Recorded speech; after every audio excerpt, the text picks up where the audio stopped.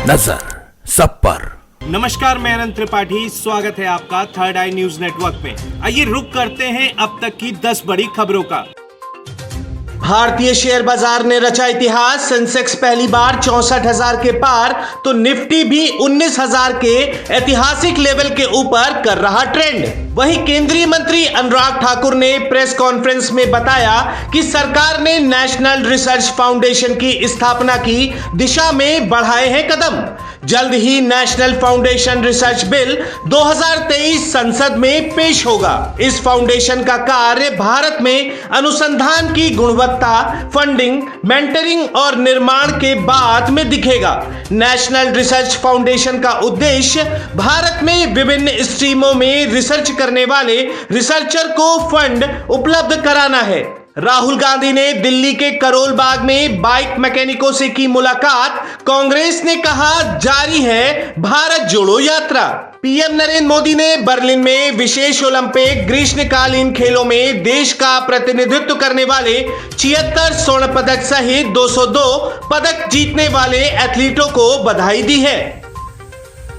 भरतपुर, उदयपुर एवं जोधपुर में नड्डा, शाह एवं राजनाथ जनसभा को करेंगे संबोधित। राजस्थान भाजपा प्रदेश अध्यक्ष सीपी जोशी ने प्रेस वार्ता में बताया कि राजनाथ सिंह 28 जून को जोधपुर में, भाजपा के राष्ट्रीय अध्यक्ष जेपी नड्डा 29 जून को भरतपुर में तथा अमित शाह 30 जून को उदयपुर में जनसभा को करेंगे संबोधित। वहीं राजस्थान में कांग्रेस की मंदिर पॉलिटिक्स शुरू। खाटू श्याम मंदिर कॉरिडोर को 100 करोड़ देने के बाद सीएम अशोक गहलोत ने खेला हिंदू कार्ड। कुछ दिन पहले सीएम गहलोत ने ऐलान किया था कि गोविंद देव जी मंदिर में भी उज्जैन के महाकाल मंदिर की तरह कॉरिडोर बनाया जाएगा। अब सरकार ने ऐलान किया है कि वह गोविंद देव जी मंदिर के विकास पर 100 करोड़ खर्च करेगी। बता दें कि जयपुर में गोविंद देव जी मंदिर की विशेष मान्यता है। यह राधा कृष्ण का मंदिर है। औरंगजेब के शासनकाल में मंदिर पर आक्रमण के दौरान वृंदावन से जयपुर के राजा मान सिंह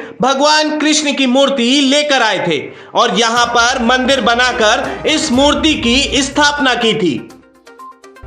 आज दिल्ली में कांग्रेस की बड़ी बैठक। सीएम भूपेश समेत छत्तीसगढ़ के बड़े दिग्गज नेता हुए शामिल। छत्तीसगढ़ में होने वाले विधानसभा चुनाव में अब कुछ ही समय बचा हुआ है। ऐसे में कांग्रेस और भाजपा चुनाव की तैयारियों में जुट गए हैं। इस बैठक में मल्लिकार्जुन खड़गे के साथ प्रदेश कांग्रेस प्रभारी कुमारी शैलजा भी मौजूद रहेंगी। इस बैठक में आगामी विधानसभा चुनाव की तैयारियों समेत कई अहम मुद्दों पर चर्चा की गई है। आज शिवराज कैबिनेट की भी हुई महत्वपूर्ण बैठक। कई अहम प्रस्तावों पर लगी मोहर। 5 रुपए में मिलेगी मामा की थाली। 6 नए मेडिकल कॉलेज बनेंगे। दुनिया भर में सबसे बड़े सड़क नेटवर्क के मामले में भारत अब अमेरिका के बाद दूसरे स्थान पर।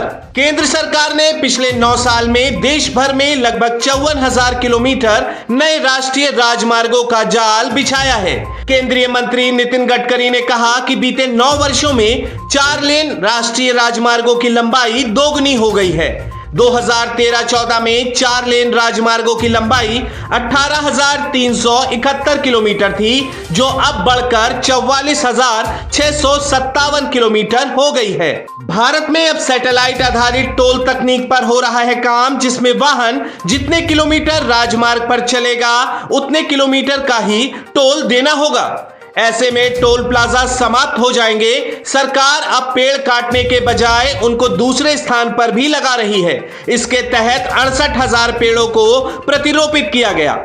सरकार ने राजमार्ग निर्माण में 1500 अमृत सरोवर बनाए हैं। साथ ही दिल्ली रिंग रोड बनाने में 30 लाख टन कचरे का इस्तेमाल किया गया। सीएम योगी ने अफसरों को जारी किए कड़े निर्देश। त्योहार के नाम पर प्रतिबंधित पशुओं की ना हो कुर्बानी। पुलिस रखे सख्त निगरानी। देश दुनिया में 29 जून को बकरीद का त्योहार मनाया जाएगा। इसके लिए सभी जगहों पर सुरक्षा व्यवस्था के कड़े इंतजाम किए गए हैं। सीएम योगी आदित्यनाथ ईद और कांवड़ की तैयारियों को लेकर निर्देश दिया कि बकरीद पर कुर्बानी के स्थान चिन्हित होने चाहिए। विवादित जगहों पर किसी भी हाल में कुर्बानी नहीं दी जानी चाहिए। हर जिले में कुर्बानी के बाद जानवर के बचे अवशेषों के व्यवस्थित निस्तारण की कार्य योजना होनी चाहिए। यह बीमारी का कारक बन सकता है।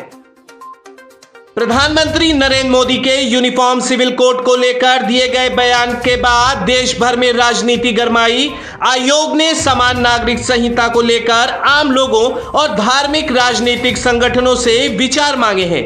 वहीं कांग्रेस की यूपीए सहयोगी पार्टी डीएमके ने सवाल उठाते हुए कहा कि पहले हिंदुओं पर लागू हो समान नागरिक संहिता। डीएमके ने कहा कि सभी जातियों के लोगों को मंदिरों में प्रार्थना करने की अनुमति होनी चाहिए। साथ ही कहा कि अनुसूचित जाति और जनजाति सहित देश के प्रत्येक व्यक्ति को देश के किसी भी मंदिर में पूजा करने की अनुमति होनी चाहिए। आपको बता दें, समान नागरिक संहिता का मतलब सबके लिए एक कानून से है।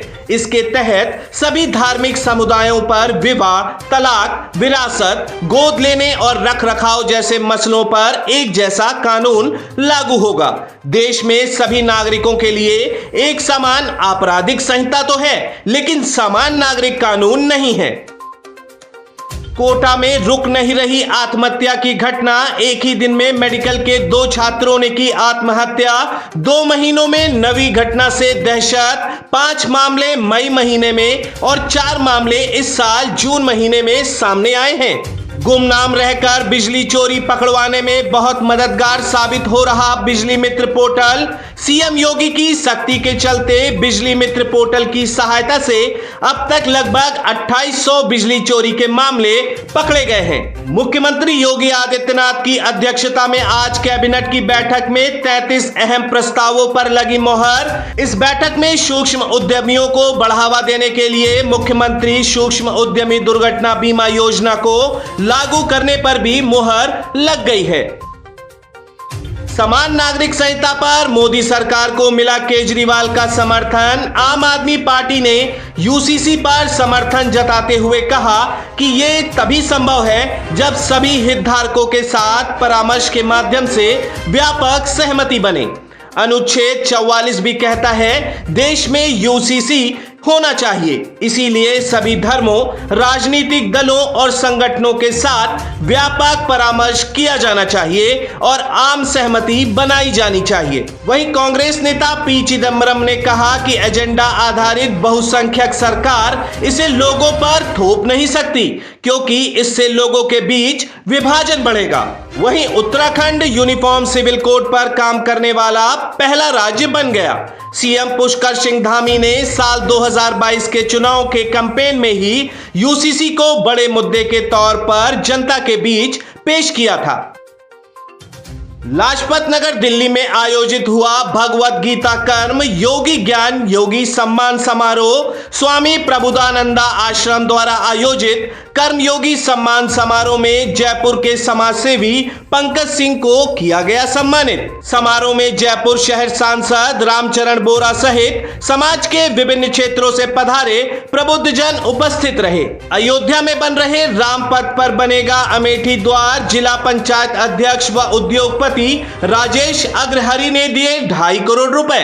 कमिश्नर ने इस कार्य के लिए जिला पंचायत अध्यक्ष को सम्मानित किया है। धार्मिक भावना अमेठी की अपनी अलग पहचान है। अमेठी का पताका भगवान श्री राम की नगरी अयोध्या में भी लहराए, इसी कामना के साथ यह कार्य किया गया है। इसके पहले जिला पंचायत अध्यक्ष ने राम मंदिर निर्माण के लिए 1.25 करोड़ की धनराशि दान दी थी। जय पूरन सिंह चौहान के डायरेक्शन में बन रही फिल्म 72 हूरे को लेकर इन दिनों हो रही खूब चर्चा। धर्मांतरण, आतंकी साजिश, मासूम लोगों के ब्रेन वॉश करने जैसी एक्टिविटी पर बनी फिल्म 72 हूरे के ट्रेलर पर सेंसर बोर्ड ने लगाई रोक। Central board of film certification के इस फैसले के बाद एक बार फिर freedom of expression, freedom of speech जैसे मुद्दों पर बहस शुरू हो गई है। नेपाली फिल्म पर स्त्री के प्रमोशन के लिए दिल्ली आए नेपाली कलाकार। इरोटिक थ्रिलर फिल्म पर स्त्री भारत और नेपाल के साझा प्रयासों से निर्मित है। हिंदी और नेपाली दोनों भाषाओं में 30 जून 2023 को रिलीज होने जा रही इस फिल्म में दोनों देशों के कई कलाकारों व तकनीशियनों ने साथ काम किया है। फिल्म पर स्त्री 500 से अधिक सिनेमा घरों में रिलीज की जाएगी। अकेले भारत में यह फिल्म 350 थिएटरों में रिलीज की तैयारी की जा रही है। तो ये थी अब तक की 10 बड़ी खबरें देश विदेश की। और भी ताजा तरीन खबरों के लिए जुड़े रहिए थर्ड आई न्यूज नेटवर्क के साथ। नजर सब पर। नजर सब पर।